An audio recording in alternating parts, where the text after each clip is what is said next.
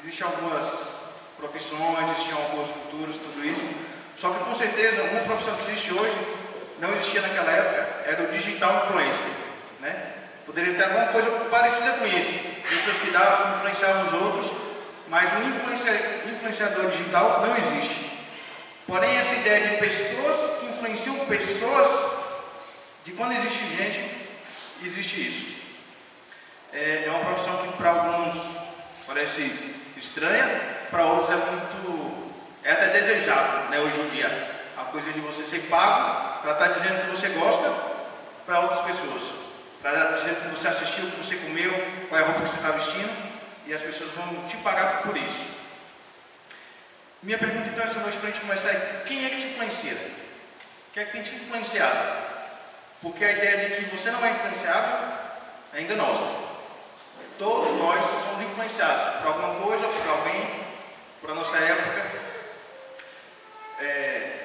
Para um tailandês, por exemplo, a ideia de comer escorpião é normal. Para a gente é repugnante, né? Mas dentro da cultura dele, da sociedade dele, isso é habitual. Já para o indiano, a ideia que existe 330 milhões de deuses é extremamente aceitável. Para a gente, a ideia que existe mais de um Deus é um absurdo. Está muito incluído a cultura que eles vivem, aquilo que está ali presente, eles são influenciados por isso. Dizem que o brasileiro, ele normalmente gosta de futebol, né? E tem brasileiros que nascem, crescem vestindo camisa de time e diz que torcem por causa do meio. Eu mesmo, até uns 12 anos, dizia: não, eu torço por Vasco.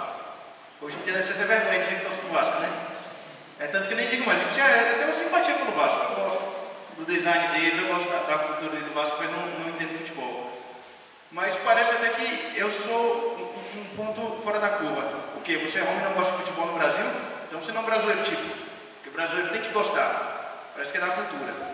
Quando na verdade não. Nós somos seres sociáveis e influenciáveis. A TV está aí constantemente para provar isso. A gente vê que a nossa cultura vai mudando de acordo com o que a TV mostra. Uma novela diz que tal roupa agora é o estilo. E você vê que todas as lojas começam a botar aquele estilo para vender. Diz que o pensamento liberal agora é padrão. Você vê a mudança da sociedade acompanhando isso. Por isso, essa noite eu quero ver com vocês um alerta que as Escrituras nos fazem. Busque um modelo bíblico para a sua vida. Você vai ser influenciado por um modelo bíblico. E isso é uma questão muito importante para a gente estar atento. Porque você está sendo influenciado. Que seja de uma forma bíblica. Vamos orar? Senhor meu Deus Pai, eu te agradeço, Senhor, pela liberdade que o Senhor tem dado a esta igreja de estar te louvando, meu Deus, adorando o seu nome, Pai, e ouvindo a tua palavra livremente. Que o Senhor nos abençoe essa noite, que possamos ter uma mente aberta para as tuas revelações, meu Deus, que o teu Espírito Santo nos conduza para um bom entendimento, Pai, e não só entendimento, mas uma mudança de postura, mudança de mentalidade, que busquemos dia após dia agradar ao Senhor, no nosso modo de pensar, no nosso modo de agir, na nossa vida, Pai. Que sejamos influenciados pela tua palavra constantemente e que possamos influenciar outros de forma positiva, Pai, centrados na tua vontade, meu Deus. Te peço para essa noite o seu direcionamento, em nome de Cristo. Amém. Bom, para a gente fazer essa meditação essa noite, eu trouxe o texto aqui de Filipenses, capítulo 3, versículo 17 ao 21. Vamos abrir? Filipenses, capítulo 3, de 17 ao 21.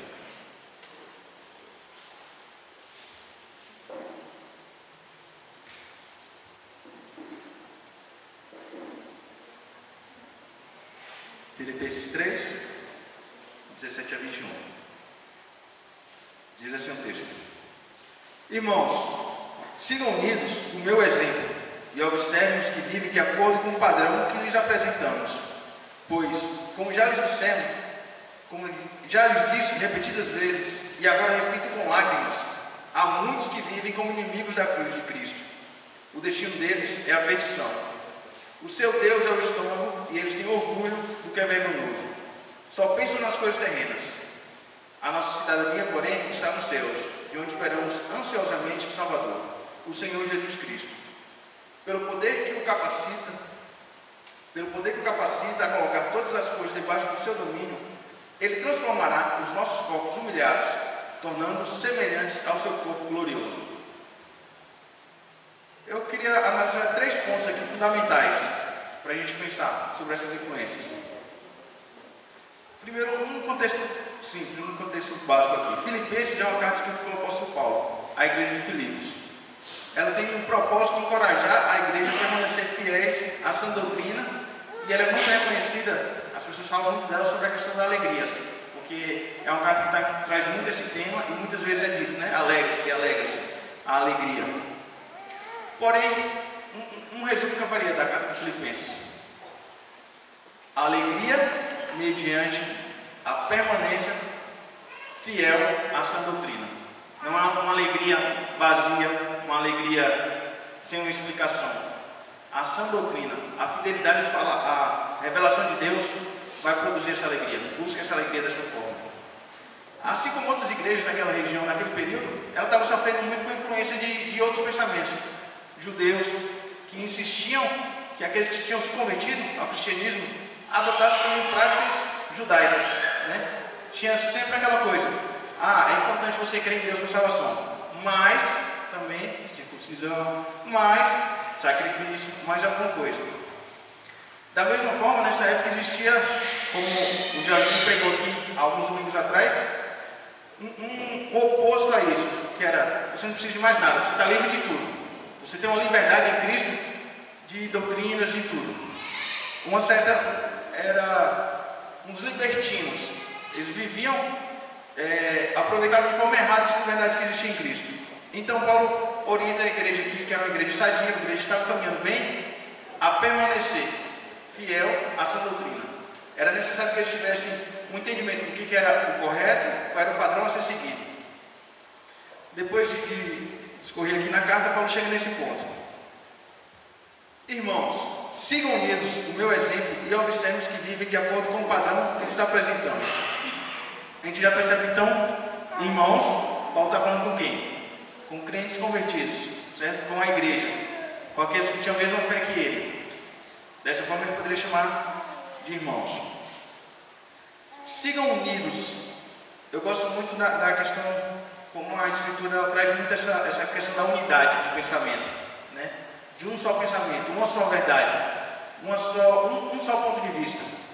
Hoje tudo é muito relativo. A gente vê sempre uma discussão na internet, o cara vai lá, dá a opinião dele, e embaixo quem está retrucando vai falar o seguinte: essa é a sua opinião, eu respeito, mas a minha opinião é a oposta, né? Eu entendi o que você quis dizer, eu até respeito, mas eu tenho outra visão. E se tratando da palavra de Deus, existe uma visão, existe um padrão, existe só uma linha de pensamento. Não é cabível aqui várias linhas de interpretação, né? Você entende Jesus assim? Tudo bem, eu respeito a sua opinião, mas a minha é que precisa sim do sacrifício.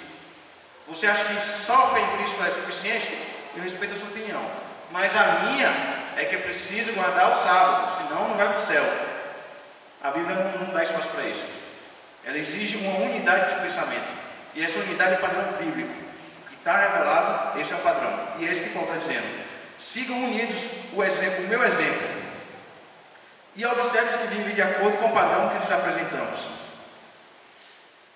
Eu gosto desse desafio de Paulo: sigam unidos o meu exemplo, o exemplo de Paulo. Aquilo que eu estou dizendo, aquilo que eu estou vivendo, esse é o padrão. Irmãos, você tem coragem de dizer isso? Você quer viver biblicamente? Siga o meu exemplo, faça como eu estou vivendo. É um desafio, né? Para a gente diz assim: siga o exemplo do pastor lá, porque ele tem a obrigação de ser um crente correto. Eu sou um pecador. Não olha muito por mim, não me acompanha não, porque é complicado. Siga outra pessoa. Paulo não, Paulo tinha a capacidade, pelo caminhar dele, de dizer: siga o meu exemplo. Você quer saber como é o viver bíblico? Essa é a forma aqui que eu estou vivendo. Paulo era o modelo a ser seguido, como um tipo que reproduz sempre a mesma letra, da mesma forma. Eu estava pensando nessa questão: esse termo que ele usa aqui é o termo tipo, é um molde. Imagina, cada pessoa tem uma caligrafia diferente, cada um escreve um F de uma forma diferente, cada um escreve, sei lá, tem V que parece U, né? Tem U que parece V, tem L que parece F, e aí cada um faz de uma forma diferente. E aí quando você precisa assinar um documento, preencher algum formulário que é mais específico, que não cabe erro, normalmente vem a instrução lá. Escreva em letra de forma. Por quê? Porque existe um formato, sempre. Todos vão fazer o mesmo F na letra de forma. Todos vão seguir aquele mesmo molde. Ainda que sua caligrafia seja diferente, na letra de forma você vai seguir um padrão. É mais ou menos essa ideia aqui. O padrão a ser seguido é esse exemplo que eu estou te dando. É esse que Paulo vem dizendo. Ele diz: siga o meu exemplo. Sigam o meu exemplo e observem os que vivem de acordo com o padrão que lhes apresentamos. Observe. Olhe. Que passa por um crivo, que passa pela peneira do que elas estão dizendo que eles estão vivendo.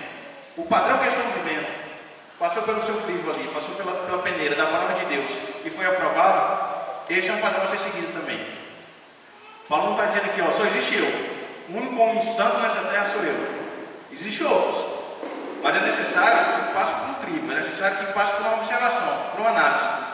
Só que como é que eu vou analisar isso? Com que parâmetros? Com o que está estabelecido hoje? Com o que a mídia está dizendo que é o correto, que é o pensamento inteligente, que é o pensamento moderno? O padrão que eu preciso usar para analisar isso é a palavra revelada. Ele diz aqui, ó, de acordo com o padrão que lhes apresentamos. Ou seja, já existia um padrão. Já existia aquilo que era esperado.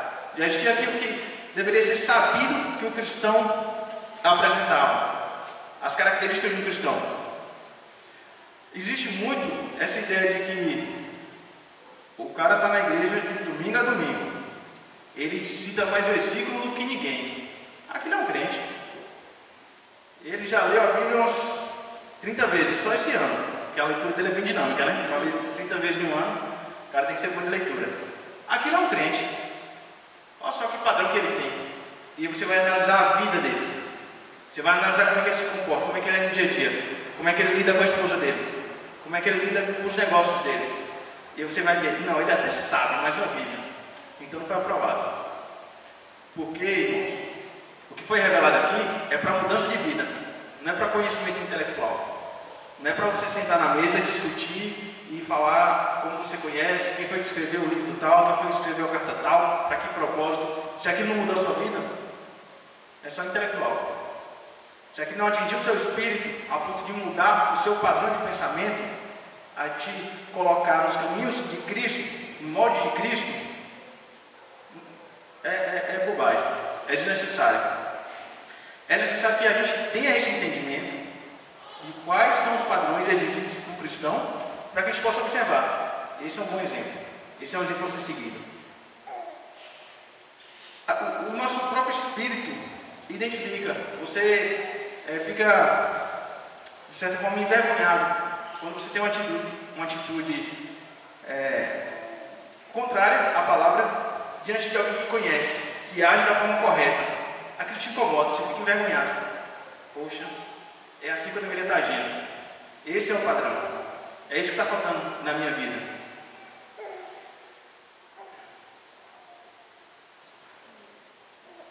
Em 1 Coríntios 11, 1, Paulo diz: sede meus imitadores, como também eu sou de Cristo. Essa é a ideia. Muito obrigado. Essa é a ideia. Não foi Paulo que criou o padrão. Não foi ele que inventou como é que deveria ser o homem correto diante de Deus. Ele estava imitando a Cristo. Ele estava exigindo do padrão dele o padrão de Cristo. E ele estava dizendo: assim como o meu padrão é Cristo, que seja de vocês também. E para a gente é sempre algo muito distante, né? A gente sempre tem essa ideia de que o padrão de Cristo é inatingível. E mas é desejável. Você tem que desejar constantemente o padrão de Cristo. Você não pode se conformar com essa ideia de que, mas eu faço assim porque eu sou um pecador mesmo, eu sou como Cristo, é natural que eu peque. Você tem que se vergonhar, tem que te incomodar. Busque referência de homens santos e comprometidos com a palavra de Deus, onde você pode observar no dia a dia uma postura cristã. Veja se ele tem o padrão do autêntico cristão. É reconhecível isso. A gente precisa, primeiro, saber qual é o padrão cristão. Você precisa estudar, você precisa ter esse desejo de aprender, de ter muito firme na sua mente qual é o padrão cristão e sempre fazer essa análise de qual é aquele modelo e se o seu exemplo aquele que você está seguindo como seu exemplo, ele pode dizer: seja meu imitador como eu sou de Cristo. Ou ele está dizendo: seja meu imitador, porque a religião que eu criei é melhor do que a de Cristo, é mais flexível, é mais adaptável, é mais fácil de seguir. Esse não serve. O padrão estabelecido é de Cristo. Vimos que é necessário buscar exemplos bíblicos para nos influenciar. O modelo tem que ser alguém capaz de dizer: seja meu imitador como eu tenho imitado a Cristo. Agora, o segundo ponto, nós precisamos ter sabedoria para distinguir também os maus exemplos. A gente já tem um molde. O padrão bíblico é o bom exemplo. Qual é o mau exemplo? O que eu não devo seguir? Versículo 18 aí, continuando. Pois, como já lhes dissemos repetidas vezes, e agora repito com lágrimas, há muitos que vivem como inimigos da cruz de Cristo. O destino deles é a perdição. O seu Deus é o estômago, e eles têm orgulho do que é vergonhoso. Só pensam nas coisas terrenas.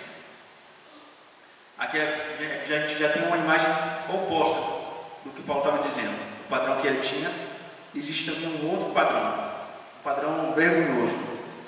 Pois, como já lhes dissemos repetidas vezes, isso quer dizer então que é um fato comum, é um fato corriqueiro. Paulo tratou disso mais de uma vez. Não era só uma exceção, era quase que uma regra. Várias vezes ele tratava do mesmo tema. Assim como várias vezes a gente tem que tratar do mesmo tema, sempre insistindo: isso é pecado, isso é condenável diante de Deus. Paulo insiste em tratar desse tema assim como precisamos insistir. O nosso padrão sempre tem que ser Deus. E ele continua assim: e agora repito com lágrimas. Essa questão de Paulo sempre precisar tratar do mesmo tema, sempre precisar falar: existem essas pessoas no meio da igreja, existem pessoas libertinas, existem pessoas opostas a Cristo. Isso incomodava Paulo a um ponto dele escrever com lágrimas, dele sofrer com isso. Não é só ele ficar irado, ele ficar chateado: poxa, existe gente assim na igreja. Ele sofria. Isso trazia uma amargura no coração de Paulo. E o pecado tem te incomodado? Você sofre ao ver o pecado? Ou você tenta aliviar? Ou você tenta ter uma espécie de compaixão porque você também é um pecador? Uma coisa é o pecado, outra coisa é o pecador. A gente tem que odiar o pecado. É necessário que a gente tenha essa repulsa do que é o pecado. Não dá para você tentar conviver com o pecado de uma forma pacífica ali por causa do pecador, né? Muitas vezes a gente faz isso.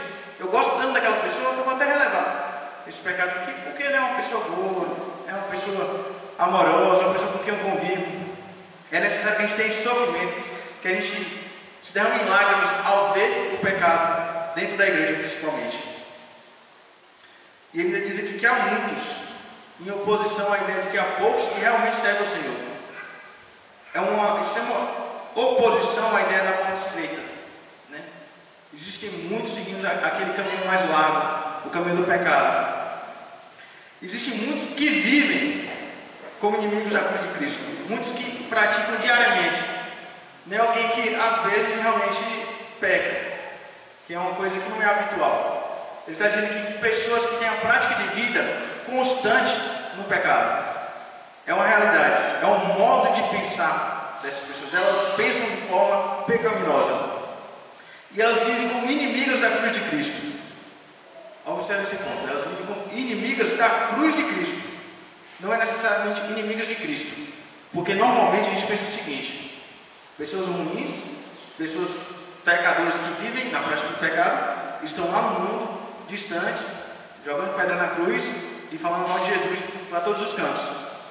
Só que não, nesse caso aqui, o que mais entristecia Paulo é justamente a ideia de que eram pessoas que estavam no meio da igreja. Eram pessoas que se diziam: ah, eu sou seu irmão, eu também creio em Cristo. Se fosse um judaizante, se fosse um publicano, se fosse um gentio, alguém que está distante da igreja, para Paulo era esperado. Era alguém que não tem conhecimento de Cristo. Era alguém que ignora o sacrifício de Cristo, que não tem entendimento do valor do que Cristo fez na cruz. Mas o que causa constrangimento em Paulo, que traz esse sofrimento, é essa questão. São pessoas que conhecem a Cristo, porém são inimigas da cruz. São pessoas que vivem no meio da igreja, porém vivem de forma a menosprezar o sacrifício que Cristo fez, que diminui a importância de um sacrifício de salvação. Pessoas que vivem como se fosse qualquer coisa.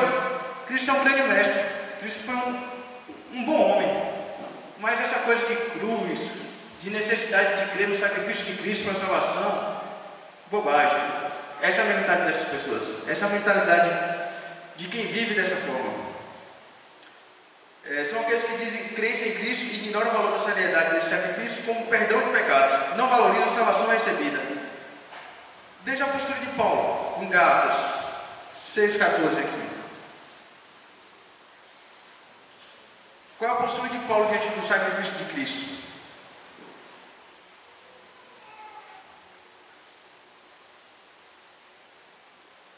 Perdão, Gálatas 6,14, isso mesmo.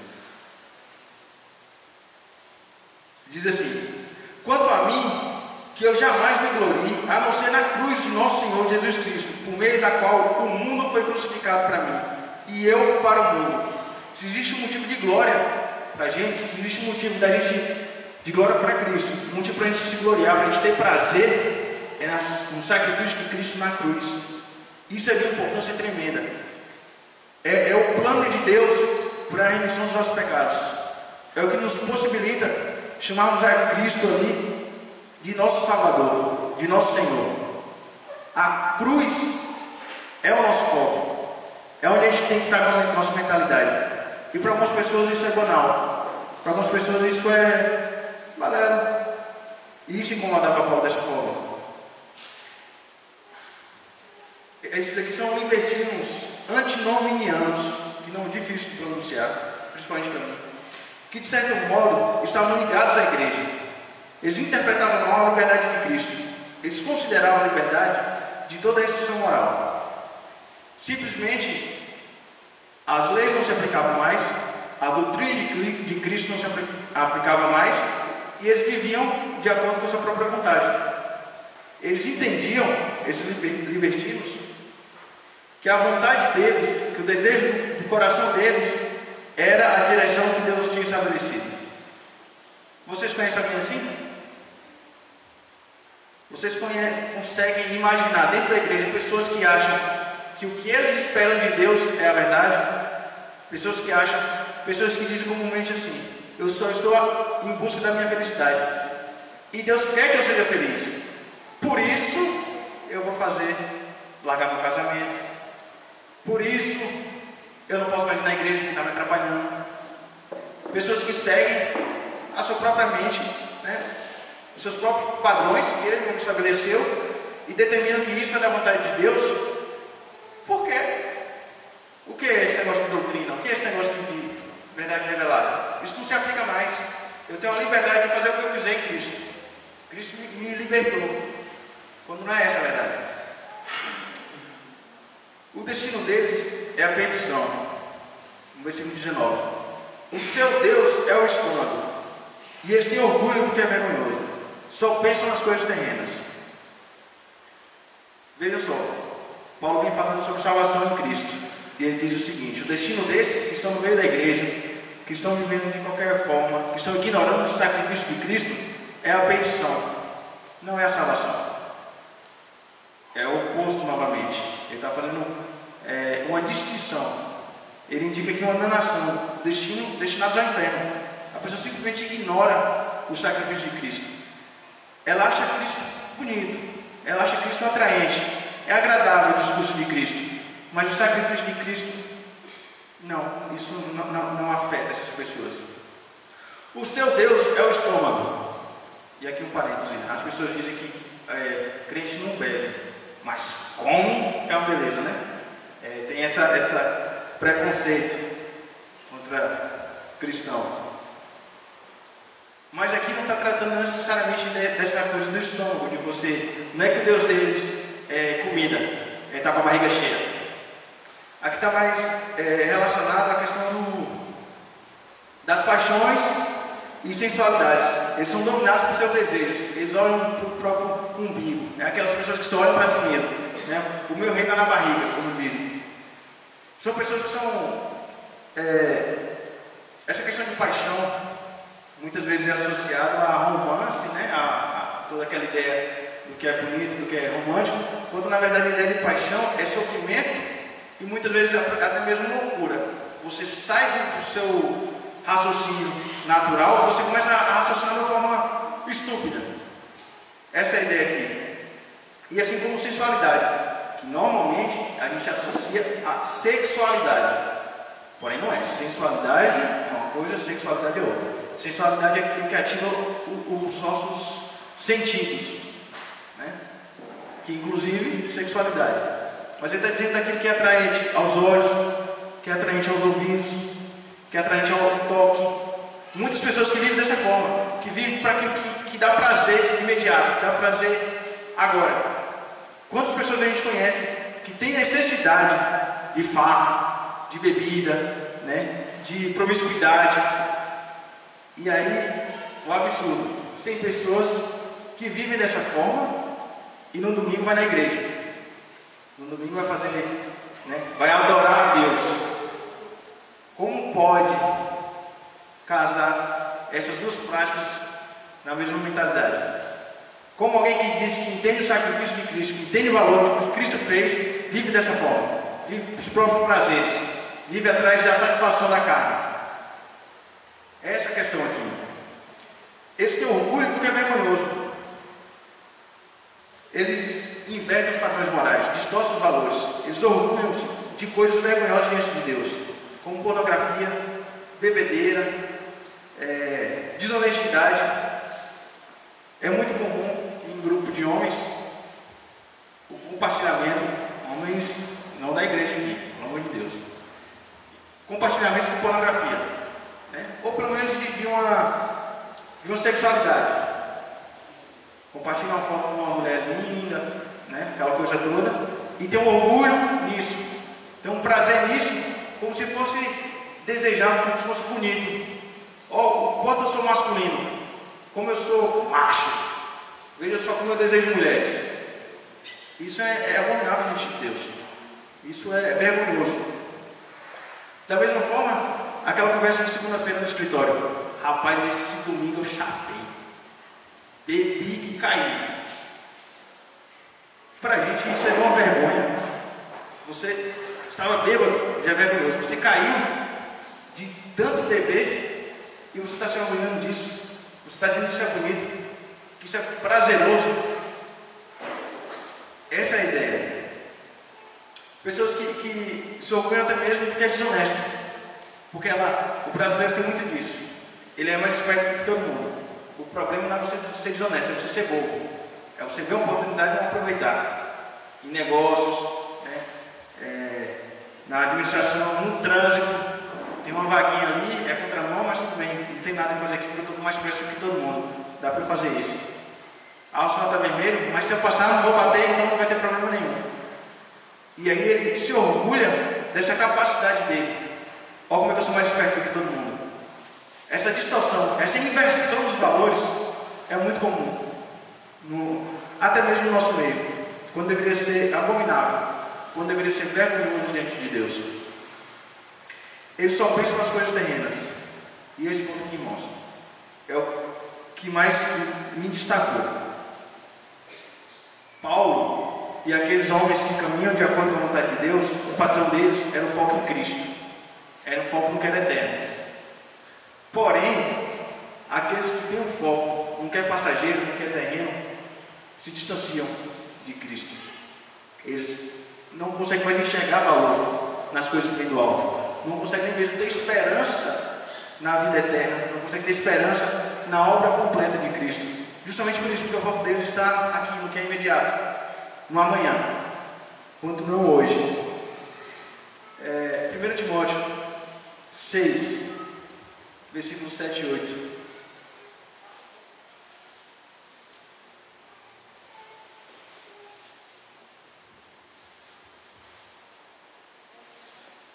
Timóteo, capítulo 6, dos 7 ao 10, perdão.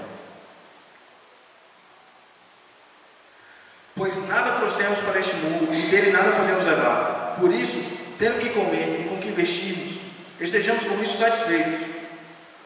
O que querem ficar ricos caem em tentação, em armadilhas e em muitos desejos descontrolados e nocivos, que levam os homens a mergulharem na ruína e na destruição. Pois o amor ao dinheiro é a raiz de todos os males. Algumas pessoas, por cobiçarem o dinheiro, desviaram-se da fé e se atormentaram por muitos sofrimentos. Isso é uma realidade muito grave dentro do nosso próprio meio. Os lascivos, os promíscuos, é fácil de você identificar e você se afastar. Você não quer conviver com essas pessoas. Porém, aqueles que estão preocupados apenas com o que é terreno, apenas com o hoje, isso também te influencia e de uma forma negativa que você nem imagina. Eles estão constantemente te incentivando a abrir mão do seu tempo com sua família, do seu tempo com a igreja, para buscar cada vez mais. Você precisa trabalhar mais, você precisa conquistar mais, você precisa estar ganhando mais. Está ganhando um pouco ainda.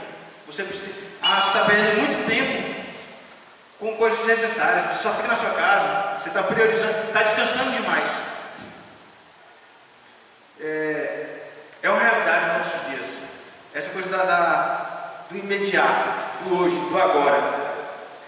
Eu vejo muito isso relacionado com pais que simplesmente abandonam seus filhos em casa, vem o filho apenas no final de semana e diz assim: porque eu estou buscando dar um futuro melhor para o meu filho. Tudo isso que eu faço é para poder pagar uma boa escola para o meu filho, para poder dar roupas, para poder dar o conforto que o meu filho merece. Você está tirando do seu filho um pai, que é o que ele precisa, para poder dar coisas que daqui a pouco acabam, daqui a pouco se destrói. Eu lembro que meu pai trabalhava no mundo do Brasil, trabalhou por 19 anos. Até os meus 12, 13 anos, a imagem que eu tinha do meu pai era muito distante, muito vaga. Para mim era um homem que nos finais de semana estava lá em casa. Eu não tinha contato com ele, tinha muito pouco. Como ele estava sempre estressado por tanto trabalhar, quando ele estava em casa era aquela pessoa chata, aquela pessoa que se incomodava com tudo, com barulho, porque eu estava conversando, porque eu estava brincando. E nos finais de semana ele saía, a gente ia para algum outro lugar, porque ele precisava descansar, porque se cansou muito a semana toda para poder me dar todas as coisas. Só que os melhores momentos que eu tive com meu pai não tinha nada a ver com dinheiro, não tinha nada a ver com a roupa que ele me deu, não tinha nada a ver com viagem, era a presença dele.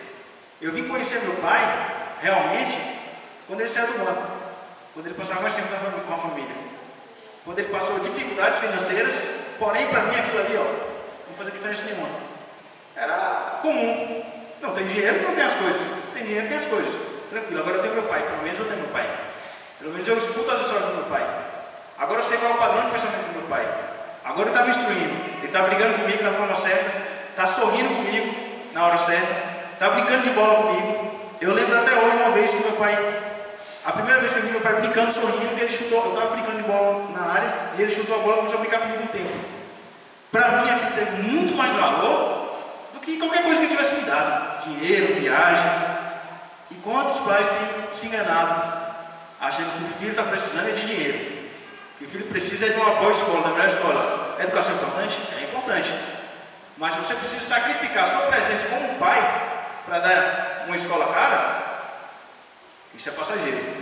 É mais importante o seu tempo instruindo o seu filho no caminho do Senhor, o seu tempo instruindo naquilo que é eterno, explicando a ele a importância do que é eterno, que isso daqui é passageiro e não tem valor nenhum, que o melhor carro que você possa comprar vai se destruir, que a melhor casa que você possa construir vai cair um dia, que todos nós vamos morrer.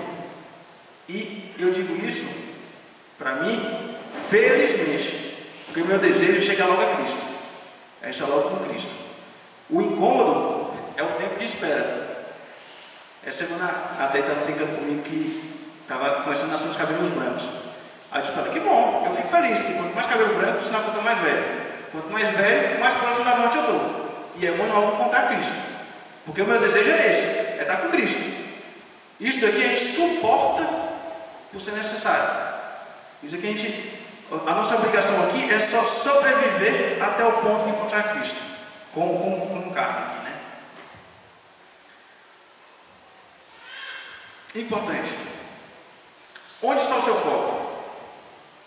O que é que você tem valorizado? O que é que tem tirado a sua atenção de Cristo? Quando você percebe que você não tem mais tempo de orar, você não tem mais tempo de ir na igreja, você não tem mais tempo de ler a Bíblia. Por quê? O que é que tem sido tão importante para você para tirar o seu foco do que realmente é importante? Onde é que você está ocupando? Porque você anda tão ocupado com o quê? Que valor tem isso que você está fazendo?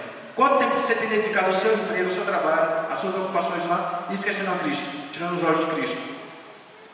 O que é que tem dividido você? E aqui existe aquela máxima: dividir e conquistar, não é? Um corpo unido, um grupo unido é mais forte. Porém, o que é que os conquistadores faziam? Dividiam esse grupo para poder conquistar. O que é que tem dividido a sua mente? O que é que tem separado o seu tempo com Cristo? Como é que você tem se ocupado? Infelizmente, como esses libertinos, temos muito em nosso meio. Muitos que se dizem até mesmo cristão. O cara com fé. O cara diz ali: não, eu creio, mesmo Cristo que você. Porém, quando você olha para a vida, quando você olha para a mentalidade, quando você olha para o padrão de caminhada, você percebe que não. Que você está distante de ter essa transformação pelo Espírito Santo. Você percebe que ela vive para si mesma. Que o Deus dessa pessoa é ela mesma.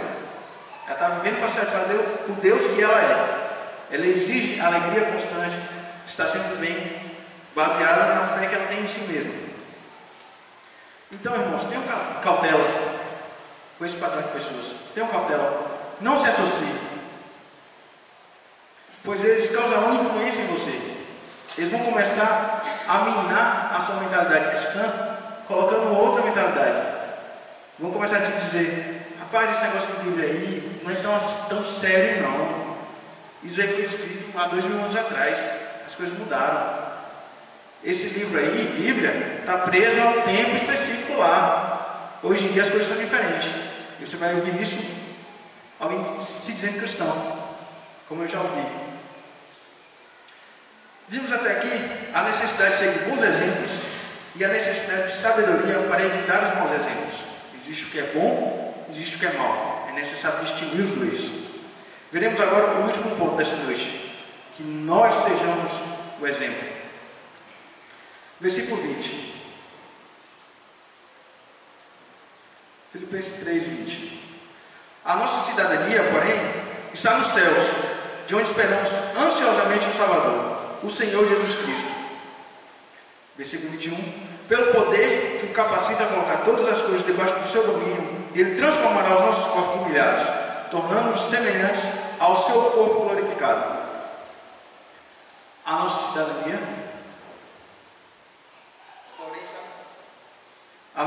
porém, está nos céus. Essa palavra aqui, cidadania, ela é usada da mesma forma que pátria. Um grupo que tem a mesma mentalidade, a mesma cultura, o mesmo conjunto de valores, a mesma característica do povo. Seria mais ou menos como a gente vê no sul do Brasil colônias, né, de europeus, uma colônia alemã. A arquitetura da casa deles tem o mesmo padrão da Alemanha. Eles falam alemão. A gente tem aqui a gente tinha aqui até pouco tempo atrás, que foi ali, né? Que fala alemão. Aqui no oeste da Bahia, a gente tem muito gaúcho, muito sulista. E percebo que eles mantêm a tradição, eles mantêm os costumes, as características do povo gaúcho. Tem um CTG, onde eles se reúnem para reviver constantemente a cultura deles. Essa é a ideia de Pátria aqui. A gente tem uma cultura específica, a gente tem um padrão específico. Nós não somos como o mundo. Por quê? Porque nossa cidadania é do céu. Nós somos um povo diferente. E é essa cidadania que nos dá essa esperança, onde nós esperamos ansiosamente, uma grande expectativa, um anseio profundo. A gente deseja estar de volta na nossa terra, né? A gente deseja voltar para lá. E de onde nós esperamos o Salvador. Esse tema aqui, Salvador, ele é largamente usado como no mundo grego-romano para aqueles que são os imperadores, os reis, né? Aquele que lidera um grupo para a libertação, aquele grande herói que salva um povo. Essa é a ideia desse tema aqui, o nosso Salvador, aquele que vai nos levar de volta para casa, o nosso Senhor Jesus Cristo. Pelo poder que capacita a colocar todas as coisas debaixo do seu domínio, ele transformará os nossos corpos humilhados, tornando-nos semelhantes ao seu corpo glorioso. Essa é a conclusão da obra de Cristo, na glorificação de nossos corpos. Essa é a consumação de nossa esperança. Deus tem uma obra perfeita, uma obra desde a queda do homem, ele tem um plano perfeito da nossa salvação, onde nós somos justificados, né? Os nossos pecados somos santificados constantemente, buscando o padrão de Cristo, e somos glorificados nessa morte, tendo um corpo glorificado. Esse deve ser nosso foco e nossa motivação. Nós precisamos entender que o estado atual é apenas um estágio. Não devemos nos apegar ao que é terreno, mas olhar fixamente para a eternidade. Irmãos, toda vez que alguém morre próximo, é aquele choque, é aquela tristeza, é aquele sentimento ruim. Porém, a gente sabe que todos nós, um dia, teremos o mesmo destino. Mas parece que a gente vive como se nunca fosse morrer. A gente vive como se fôssemos eternos em carne. Porém, nosso foco tem que ser esse, a eternidade. O que vai acontecer depois disso? Isso aqui é passageiro. O que você conquistar aqui é passageiro. O maior homem que você possa imaginar na história, que construiu o maior império, que fez as maiores obras, morreu. E as obras dele estão se destruindo. Porque isso aqui não é eterno. O que é eterno é nos céus. O nosso foco sempre deveria ser esse. No versículo 14 desse mesmo capítulo, Filipenses 3, 14 e 15, Paulo diz aqui: prossigo para o alto, a fim de guardar o prêmio do chamado celestial de Deus em Cristo Jesus. Todos nós que alcançamos a maturidade devemos ver as coisas dessa forma. E se em algum aspecto vocês pensam de modo diferente, isso também Deus lhes esclarecerá. Paulo prossegue para o alvo.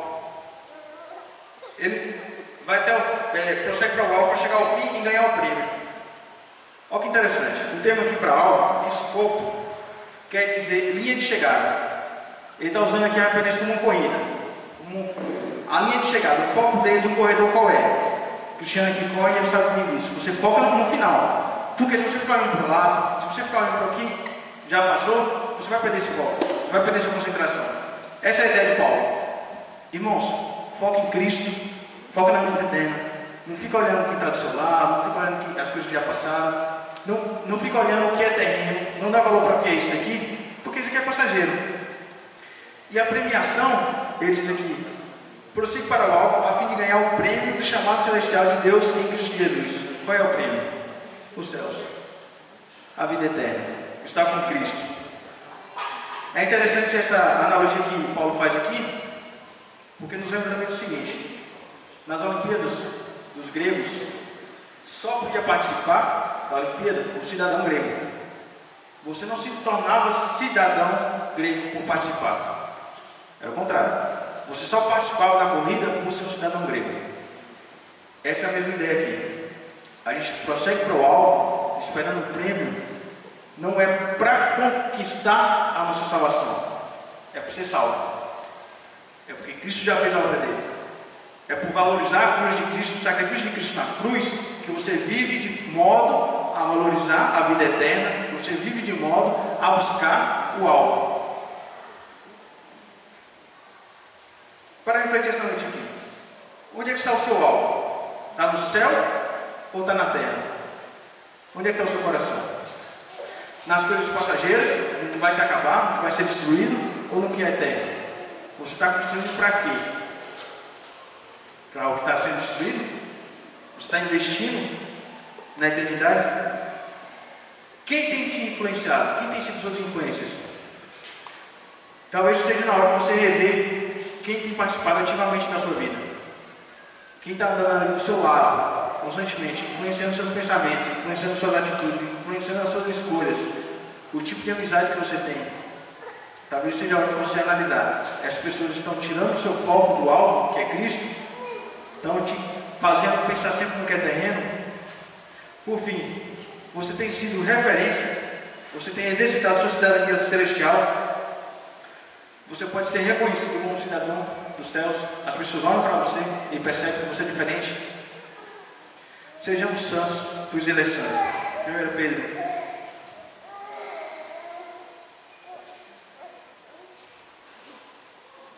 1 Pedro, capítulo 1, 14, 16. Diz assim o texto: como filhos obedientes, não se deixem amoldar pelos maus desejos de outrora, quando viviam na ignorância. Mas assim como é santo aquele que os chamou, sejam santos vocês também, em tudo o que fizerem. Pois está escrito: sejam santos, porque eu sou santo.